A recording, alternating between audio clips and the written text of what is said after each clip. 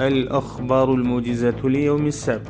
يقول المسؤولون المحليون في قندهار إنه لأول مرة بدأت خدمات الاتصالات عن طريق إيقاف هوائي شبكة اتصالات في منطقة ريجستان.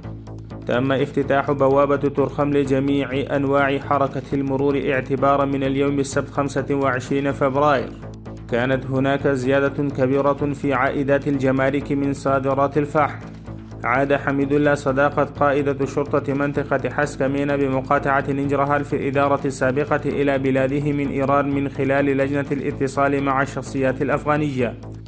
قال وزير الزراعة والثروة الحيوانية مولوي عتاولة العمري وضعنا الخطط لعام المقبل في مختلف المجالات وسيبدأ العمل العملي بتخصيص الميزانية. عاد 1750 لاجئا أفغانيا إلى البلاد من إيران في الرابع من شهر حوت عن طريق إسلام قلب بمقاطعة هرات.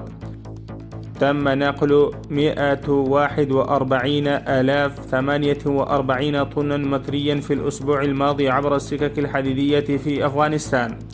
صرحت الإدارة الوطنية للإحصاء والمعلومات إن دائرة الإحصاء والمعلومات بولاية أورزغان استلمت 10,000 طلبا للحصول على بطاقات الهوية الإلكترونية في العام الماضي، جمعت منها إيرادات أكثر من 3 ملايين أفغاني وسلمت إلى خزينة الدولة.